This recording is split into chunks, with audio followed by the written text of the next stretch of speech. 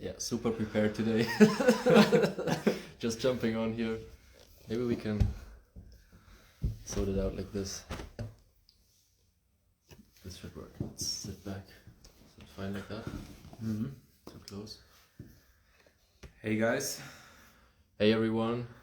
we're going live today with Fruity Eva. Yes.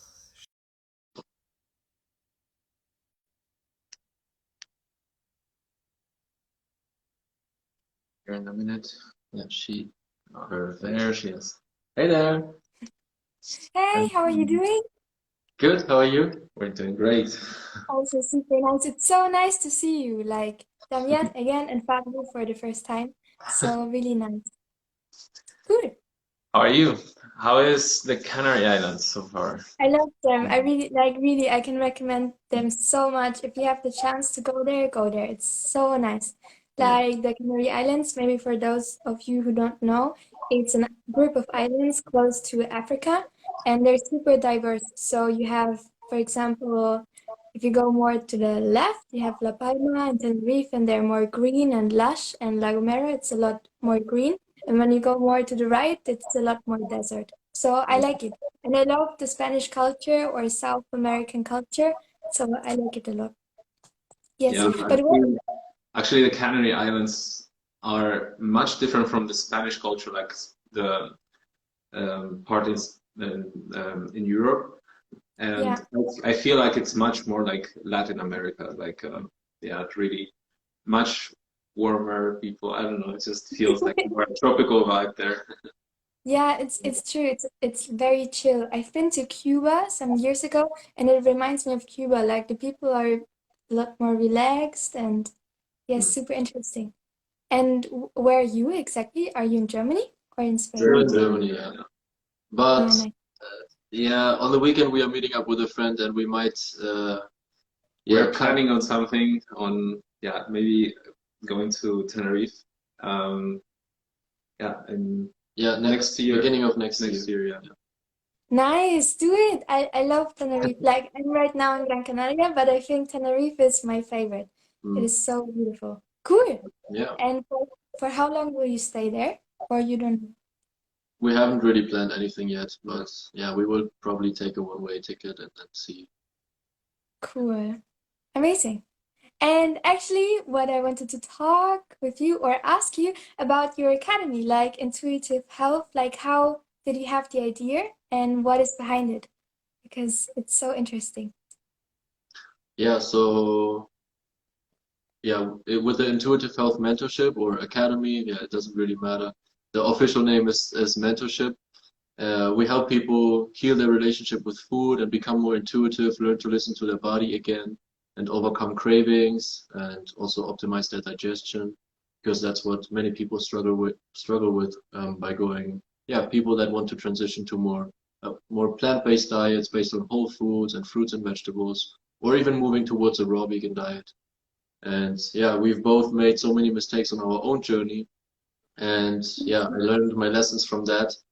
And now that I found my own balance, then I just want to yeah provide people with a proper way, a proper transition, a step-by-step plan on how to transition properly.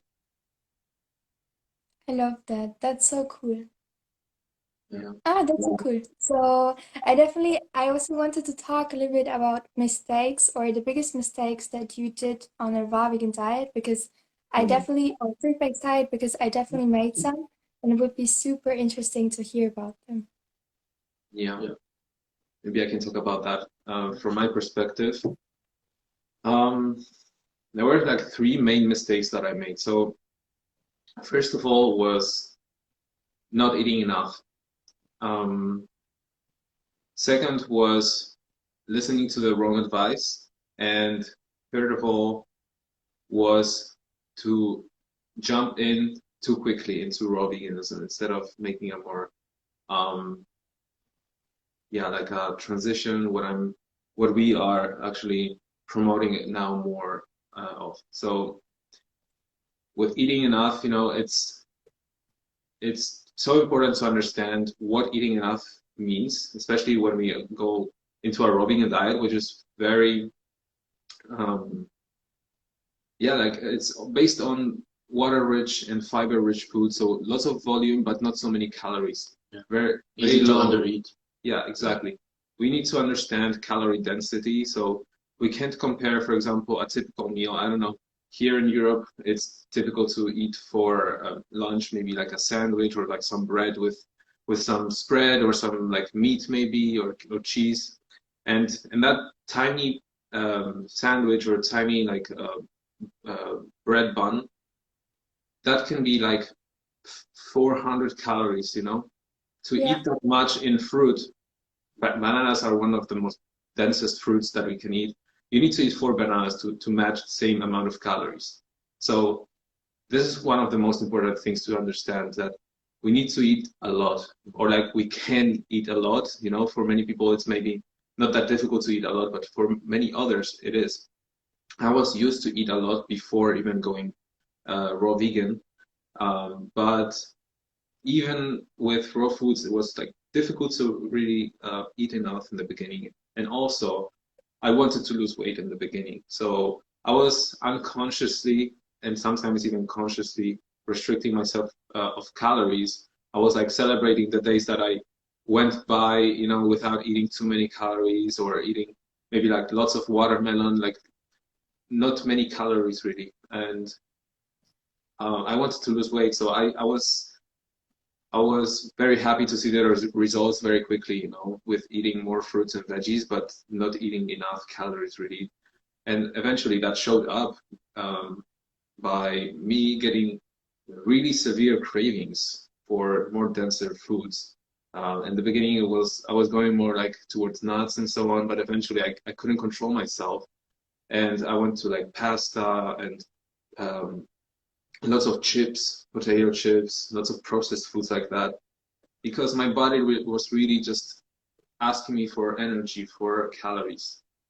So yeah, and in this way also I kind of got myself into an eating disorder, because I already learned what these processed foods do to us, what even cooked foods do to us, to our health.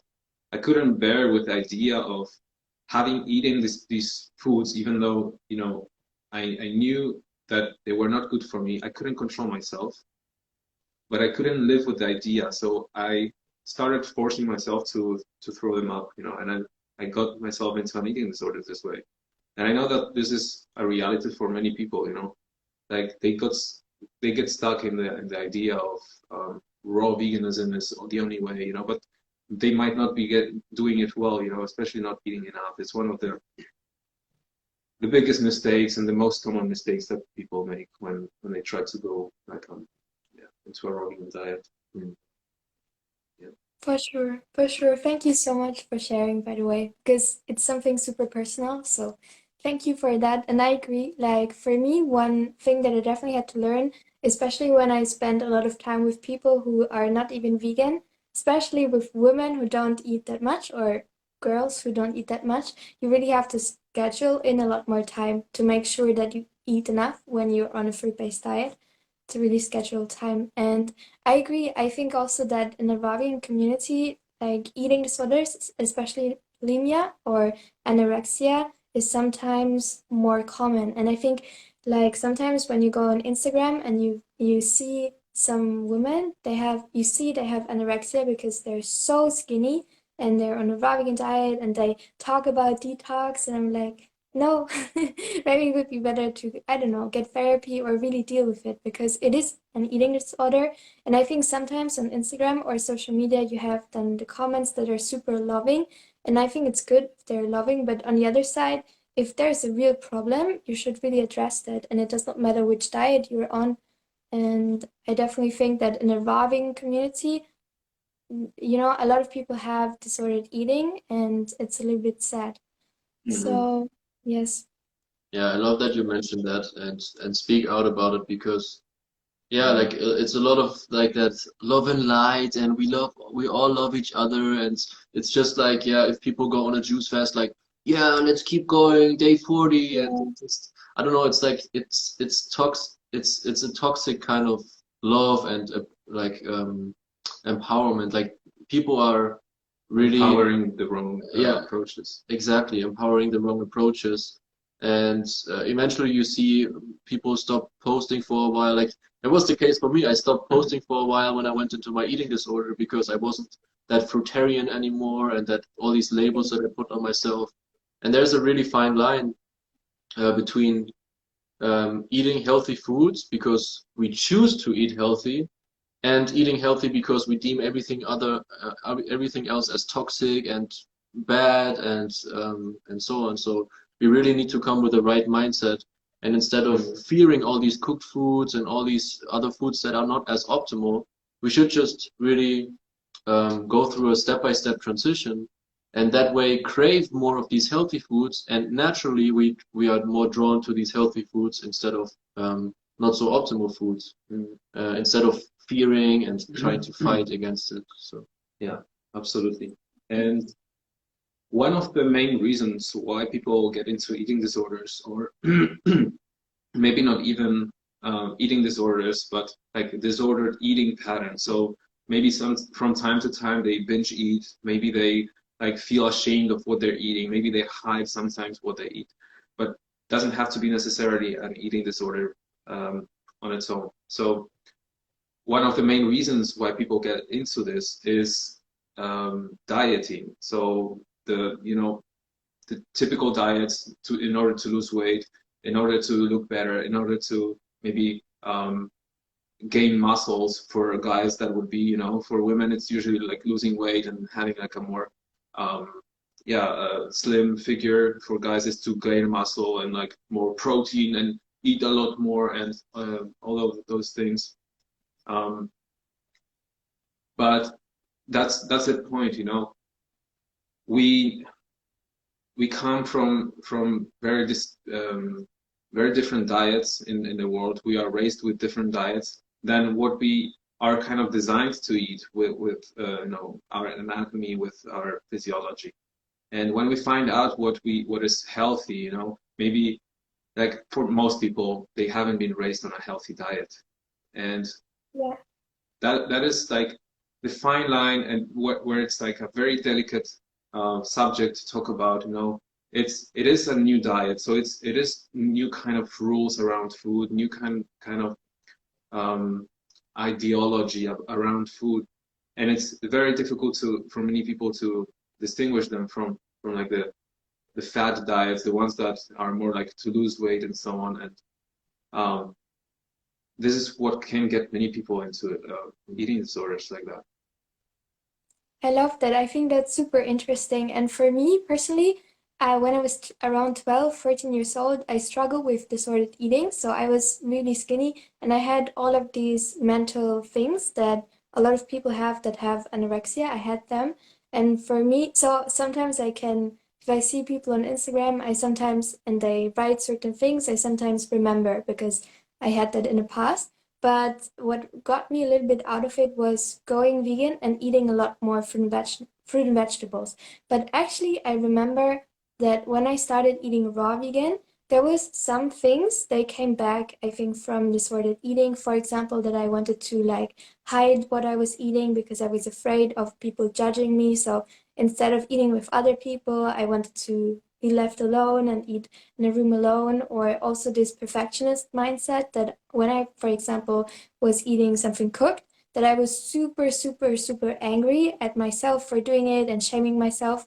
And I did not vomit, but like I just wanted to get it out. And I think now if I could have done something else, I would just approach it in a more compassionate way towards myself and just say, hey, it's a huge transition to go raw vegan or to go fruit-based. And if you slip off or something, it's just part of the journey. It's really a learning experience, especially if you go, for example, in social situations, or you go on a trip with friends who don't eat raw vegan or fruit-based. You have to learn how to do it. And when you slip off or something, it's just part of the journey. So I would definitely say be more compassionate about it. And yes, because otherwise, if you then have this belief that it's super toxic and you start to binge and then vomit, and I don't know, I think it's a terrible cycle. Mhm. for Yeah. sure. For many people, it doesn't even have to look like, eating something that they consider unhealthy, or that they are like they have food rules about, like I can't eat this. It's not going into vomiting, but maybe compensating in some way. Like this is very common in the Ravican community, in the detox community, to compensate by maybe, oh, I binged on pasta this weekend. I'm gonna go on a juice fast this on Monday. I'm gonna go for a few days on just juices because I feel terrible. Just compensating in this way. That is also a sort of an eating disorder. This is also a definition of what bulimia is. It's a kind of compensation. So whether it's by purging or by doing exercise to burn the calories, or maybe it's compensating by eating less the next days. And this keeps people in the unhealthy cycle. If you overate for a few days because your body was really needing it, and then you go back into restricting yourself again, it's gonna come over and over and over again. I love This that. Yeah. is, this is why, for example, also our clients, when they tell us like I'm getting cravings and so on, of course, first we make sure, did you really eat enough? Did you fulfill your daily essentials, like go out, move your body, like really do you feel emotionally balanced? And did you eat enough?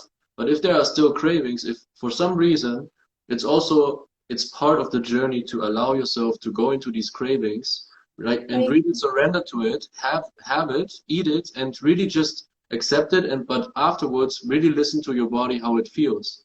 And without any judgment, just really listen to your body how it feels, and your body will tell you, okay, this, I don't really feel good physically.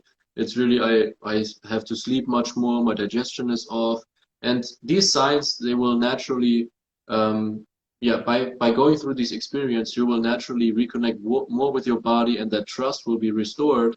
And then that also guides you back to your intuition to learn to your body, because next time when this craving will come up, then you will think back, oh, I didn't really feel so good. Maybe you will even go into it again, but after a certain amount of time, every time you go back, you don't want to go back anymore, and you just naturally gravitate towards eating healthy. And this is, I feel like, this is how you go through a sustainable approach and transition step by step, and not, yeah, force it and try to fight these cravings. Yeah. I love that. I wish I would have had this advice, exactly this advice when I started, because for me it was a lot of shame and guilt and all of that. And another really cool or interesting comment in the comment section, because some people write comments, was about orthorexia. And I think it's an interesting topic. So orthorexia is, as I understand, as I learned about it, basically when someone eats too healthy and they come into this restriction mindset again. And for me, a Ravican diet or a fruit-based diet, if you do it the correct way, is not orthorexia. But I would love if you have an opinion about that, just, yeah, Mm. to hear about your opinion. Yeah. Right? I What do you feel, want? yeah, I mean, we can both share. So Yeah. I feel like any diet can really be connected to orthorexia. Because yeah, even if you eat everything, but yeah, you fear certain foods, or you th say this is healthy and this is unhealthy, this is all part of orthorexia. And this can also happen in a raw vegan diet. But as you just shared, if you do it right, and how we promote it is focusing on all different plant foods that you can eat in its raw natural state. It's not restrictive at all. Like there's like how many tens of thousands of plants that you can eat. Yeah, Of course, now we don't really have access to that so much, because it's, yeah, you just have the same fruits and vegetables over and over again in the supermarket. But technically, there's so many different plants that we can eat. Mm. And even just focusing on the ones that we have access to, it's like so much variety that you can choose from. And it's about the right mindset, approaching the diet with the right mindset. Totally. Yeah. So the thing with orthorexia, it's more of an unhealthy obsession, or like an obsession about food and making it as perfect as possible. So counting calories the whole time, counting micronutrients and macronutrients, and um, controlling what is allowed, what is not allowed, so lots of restrictions there, and being very precise. And this is very common for people, especially who are into fitness and exercising and all of those things. And there is like a connection there between orthorexia and a Ravican diet, especially in the beginning. We do recommend to count calories. We do recommend to check your macronutrients and micronutrients. We do recommend that in the beginning, but to make sure that we are eating enough. So to reach at least a minimum limit of calories that we should eat. And if we do feel like eating more, we should eat more, like honor that feeling of the body, And so it's about relearning what is natural, what is the normal amounts that we should be eating, and coming back to the natural volumes of fruits and vegetables that we should be eating, and not as a way of controlling. Today I'm supposed to eat 2,000 calories, but and I'm gonna reach that limit, and I'm gonna check that I have all the micronutrients. It can turn into an orthorexia as well, or it can be also related to what I talked about before with compensating. So going into like, oh, I overate today, so today I have to be more strict with my diet. Yeah. I love that. I think that's so well answered. Well done. And I also think it's a mindset. And for me personally, a Ravican diet or fruit-based diet, if you do it like the right way, it really, for me, it's liberating because yes, I do not eat certain things, for example, meat or dairy, but I think that the shift in mindset is I do not choose. Like, I'm not afraid of them because I think that I gain weight or something. I just know what is behind it, like the animal cruelty and all of that. So I choose not to eat it.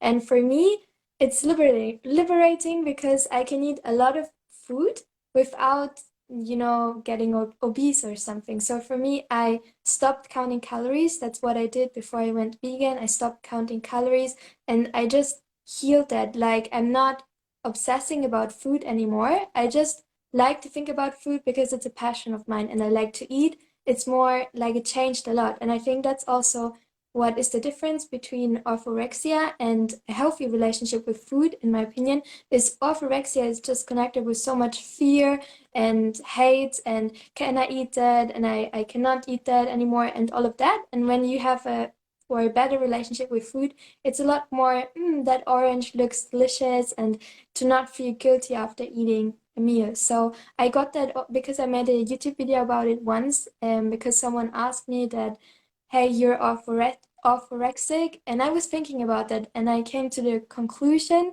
that even though it might seem that the Ravican diet or a fruit-based diet is orthorexic because you exclude a lot of things, for me it doesn't feel like that because for me it's more freedom, like eating that way without guilt. And yes, exactly. but it's an interesting topic. Exactly. I love that because I'm sure that you also get these kind of comments, but we get lots of comments of people asking, can you eat bread? Can you eat I don't know, cooked foods on a raw vegan diet? Can you eat this? Can you eat that? And I always answer that it's not about what I can. Like, I can eat anything that I want. I can eat meat and animal products. It's a question of choice. It's I choose to eat this way because I know that my body feels the best, that it's the best for my body, because I've researched enough, because I came to the conclusion that it really theoretically is the best, but it also feels the best. So it's that's the most important part. And I always would choose a delicious mango over, I don't know, a pasta dish, for example. I would always choose that. And no matter how good it looks, the pasta dish, I would always choose a mango because it feels so much better, it tastes so much better, it's so much more satisfying, and it makes me feel great. I love that. Also, a different thing I would love to talk about is about fasting. Like, what is your opinion about fasting? Do you recommend it? And yes, Yeah, so I would recommend everybody when they start off their health journey to go on a 100-day juice fast and yeah, definitely not. So I don't know, maybe very quickly I just share a little bit about my story with fasting. So I when I first started eating, yeah, a vegan diet, also more plant-based, but vegan also with replacement products and so on. I started feeling much healthier than compared to junk food that I was eating before and fast food. Lots of meat and bread and pasta. But eventually, like quite quickly after a couple months, I hit a plateau. And then I started researching again and I found out about fasting and fruitarianism before even coming across raw veganism. So yeah, it makes sense. We are frugivores. We should only eat fruit. Well, we are frugivores, but it doesn't mean we should only eat fruit. But I believed that at the time. And then I jumped into my first juice fast, 32 days. And I was listening to all these people who said you have to fast so long until your cravings go away. And if you have cravings, you are not clean enough. And all these detoxification myths that we also talk about in the ebook, in our Sustainable Detox ebook. And it's really important to understand that, yeah, cravings, for example, you don't have to fight it, but once you bring your body into a balance physically by eating nourishing food and eating enough, these cravings go away naturally over time and you will only crave healthy foods. But yeah, when I broke my fast at the time, I started binging. I couldn't control my hunger anymore. And I didn't learn my lesson. A year after that, I went into another fast, 47 days, of just drinking watermelon juice, more or less, during the German summer a couple years ago. And yeah, after I broke my fast again, the same thing happened. I started binging and I became even bulimic because I couldn't stop eating. I couldn't control my hunger. I was completely imbalanced. So I feel like, to kind of summarize it in general, there are maybe a few people who really need these more extreme approaches, like really strong detoxification approaches, because maybe they have cancer, they are very sick, but that applies only for a very small amount of people. And I feel like in general, for the average person who just doesn't really feel that well, or is like a little bit obese, or maybe has some chronic health issues, it's really the step-by-step transition is much more sustainable, or it's the only thing that is really sustainable. Instead of going into one extreme and going back to the other, it's like a step-by-step transition and making it sustainable for life, basically. And yeah, yeah. Exactly. The thing with fasting, it can be a good tool to use for certain people, for certain really advanced illnesses, or I don't know, like a support tool for healing. But I feel that many people, especially in the Ravican community, they just overuse it. They overdo it. They they follow all these myths that that Fabio mentioned. That it's based all on the idea that by juice fasting or water fasting, that we will cleanse our body the fastest and the best way and at the deepest levels. But it's not always true. Sometimes it might not be the best thing, the best idea to do, and in most cases it's really the most beneficial thing that we can do for ourselves is to follow a sustainable approach, and first build that foundation, the make the diet sustainable, go into the dietary habits, and feel comfortable with it, and then maybe try fasting if it's really needed. But in most cases, it's really something that it doesn't really make sense to get into. The feeling just goes away. You don't want to fast. You just want to eat a sustainable diet that feels great. Like once you are balanced, you don't feel the need to fast anymore. It's fruits, a raw vegan diet, or even a high raw vegan diet is already cleansing enough. It supports our body into detoxification the best way, and it supports the detoxification organs, and there's no need for fasting. I agree 100% with what you say. Like, I can understand where people are coming from, because for me it was a little bit similar that when I learned about fasting and detox, I felt so like dirty, and I was like, what did I do so many years eating so much shit? And I just want to get rid of it. So I definitely had that desire to just one day or one week get everything out. But I would just, now looking back, I would just say have patience, because exactly, if you create like a good foundation of a healthy fruit-based diet, raw vegan diet, what do you want, or even healthy vegan diet, then you create this foundation, your body naturally can detox. And then maybe after, I don't know, a lot of years, if you still feel the desire, then you can still do it. So I would not rush to it, because I did, I think, a 4-day fast. So not much, but I definitely felt the same. This, like afterwards, I wanted to binge, and I'm not sure if I binged on cooked food, but I definitely binged on lots of dates and lots of things, and I could not stop eating. Like it was like, what is happening? I just could not stop eating. So for me, after that experience, I was like, oh no, I don't want to fast anymore. And now I'm pretty good with just eating fruit and vegetables. And I think also I believe that fasting can be helpful, but I mean, the body is so smart. So, for example, when you get sick and you're not hungry for a day, you naturally don't eat for a day. And then when you get hungry, you can eat fruit and vegetables and you're fine. So yeah, I would just believe in the body a little bit more, that the body knows a lot. And Exactly. Yeah. I want to bring yeah, this whole conversation to one of the questions here in the chat from Claire Cheyenne. She says, I just watched your What I Eat in a Day with the last watermelon. I think I know what you mean.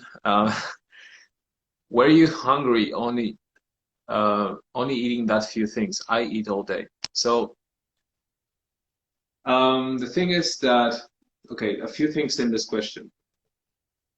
When you nourish your body properly, consistently over a long period of time, and in abundance, you get to a point where you don't have as many cravings, you don't feel like eating as much, and your body also gets more efficient at extracting the calories and the nutrition from the food. So you don't feel like eating that much. But also, I don't feel like I'm eating that little. I eat a lot, it's just more concentrated in 3 meals over the day. So I'm not snacking throughout the day. I'm not grazing throughout the day, like eating the whole day, very small meals here and there. And this is a super important thing to do as well. And that plays a big role in digestion, in how we feel hungry, how cravings hit us, and so on. And with also blood sugar levels. So blood sugar levels are going to stay high the whole day if you eat the whole day. And when our blood sugar levels are high, that makes us also feel hungry the whole day, because it's not being used, the energy is not being used in the cells, and it just stays circulating throughout the body. So having set meals but bigger portions, it's much more helpful than snacking throughout the day or grazing. Yeah. That also kind of comes to the question, like from, I think, Pemby, well, Pemble, Pemby, yeah, Pemby. Pemby. Struggle eating raw at dinner. Find breakfast and lunch easy, just don't know what to make for dinner. Yeah, so it's very important. It's very easy to start your day with fruit and make a big smoothie, or eat some melons or whatever fruit you have access to. It's quick, it's easy, just throw a bunch of fruit in a blender and you're good to go. But also, when we go raw, it doesn't mean that we have to just eat fruit, or we have to be missing these savory dishes. So that's why also we all came together to create these recipe ebooks and come together in this raw vegan bundle. So if you're struggling with making dinners and dishes that you really enjoy, you can just go to each or to one of our bios on Instagram and follow the link for the raw vegan bundle. You can get, I think, 55 raw vegan ebooks for just $50. So it's really a steal. You have, if you make one recipe a day, I think you can make a recipe for like 2, 3, 4 years or so. Yeah. So And it's the whole bundle is valued in over $3,200, and it's just $50 the whole thing. So it's mind blowing. It's really an amazing way of you know, we eat on a daily basis, very simple to be honest, mostly just fruit and simple salads. I love also Eva's recipes. They are very simple, you know, nothing super complicated. And this is also the way that we eat on a daily basis. But from time to time, it's super fun to also have something more complex and be creative in the kitchen. And especially in the beginning when the taste buds are still looking for that, for the stimulation, but you can still make it in a healthier way. And this is really the perfect opportunity. And also, you know, a Ravican diet, many people take the easy way into fruits, like Fabio said, because it's easy and it tastes great. But most of us didn't learn how to eat vegetables and enjoy greens in our lives. So it's very difficult that we like straight away enjoy the taste of greens and find a salad really satisfying. So having the right recipes is a good way of going into it, because those vegetables and greens are a super important part of a really balanced and sustainable diet long term. I agree so much. I think the Ravican bundle is incredible. Like it's such a big opportunity and there's so many ebooks in there, and I think there's something for everyone. Like for people who are like, okay, I eat also very simple to be honest because I travel more. But if you want, for example, or if you have the winter time in Germany, for example, which is cold, and you have so advanced recipes where you can use a dehydrator, I think it can change a lot because for me, the first years when I was in Germany, for example, I really craved dense calories or something warm. And with all of these recipes about soups or something, you can really make a Ravigan diet so much more enjoyable. So I'm super excited about the Ravigan bundle. And it's so cheap as well. I mean, you get, if you, for example, would buy an ebook for just one ebook, it would already cost like 10 to 20 euros. And now in the Ravigan bundle, you can have one ebook for under €1. And it's, I think, incredible because there are ebooks in there that are almost 200 pages, which is insane. And I love your ebook. Like, I read through it, not everything because I really want to take my time when I read it, but I'm a big fan. So super well done. Yeah, so I would recommend everyone to get it because it's just available for a few days and then it will never be available again. Yeah, exactly. Someone commented here, Going to- Elodie, she's going to buy this incredible bundle right now. That's really crazy and such a great opportunity to have inspiration for a lifetime. It's really an incredible opportunity that you really don't want to miss. Yeah, enjoy the recipes, have fun with it, play around with it. Yeah. For sure. Also, what I love about the bundle actually is that you have so many ebooks from different authors. And when I first started eating Ravigan or fruit-based, I just know 3 people for the first 6 months or something. But when you have a Ravigan collection of ebooks, you have so many different people who do the Ravigan diet, so you can learn from so many different people, and you can really choose which kind of way of eating you enjoy most. And I think that's fantastic that you have so much variety in there. So yeah, big fan of it. Super grateful to be part of it, for sure. Beautiful, totally. So Yeah, I feel like we touched on many different subjects, many different things. Yeah, I don't know if there's anything else to talk about really. I have maybe one more thing, but we can just talk quickly about it. How is Bali? Because I still want to go to Asia and I still want to go. So I mean, in the end, probably the experience was not so good with your accident, but before that, maybe. I think it was worth it even with the accident. Yeah, I mean, I remember that when I was planning on going to Bali, we talked together and you were like, Yes. "Oh, I want to go to Bali so much." And I remember that you were posting sometimes pictures of the rice terraces in Bali on your stories, Yes. like I want to go so bad. Yeah, it's really yeah, Bali is really incredible. It's one of the best places for raw vegans. We both made so many new raw vegan friends. There's a big community, but not like, you know, in one place, but just people living all around, and they just come together for potlucks. To the Ravican restaurants, they're also everywhere. The food is incredible. Yeah. What to say? Like I think not even if you're like even if you're not raw vegan or not even vegan, like it's a place for everybody to. You have to be there at least once in your life. Like my parents came with me, or kind of like I went alone, and then they came a couple days later and stayed for a while in Bali last year, and they all said we have to go back. So it's Yeah. just beautiful. We were really blessed last year to have to be able to stay there during the lockdown, because Bali is very touristic, and it's really full of people the whole day, and there's lots of like tourist traps, like people locals trying to sell you something or get you somewhere, and it can be kind of annoying in some places, like in the bigger cities, but overall it's beautiful. The more you go up, like Up towards north. Ubud and then towards north, like it's you still can experience how it was probably like 50, 100 years ago. Like people live a much more simpler life, and everything is calm. Yeah, but we were really blessed to be able to stay there during the lockdown. So no tourism, just everything was so quiet. Almost no traffic most of the time. It was really, really, really nice. Yeah. Nice. Yeah, I still want to go. Like I plan, because I have to still finish my university, which is holding me back. Once I finish my university, I plan to go traveling to Asia, and just if it's possible with this like whole virus situation, if it's possible. And yes, I hope that it will open up.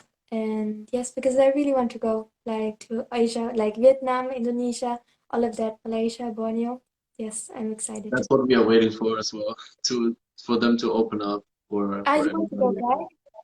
Yeah, definitely. We definitely want to go back Where do you want to go? To Indonesia again, or to a different?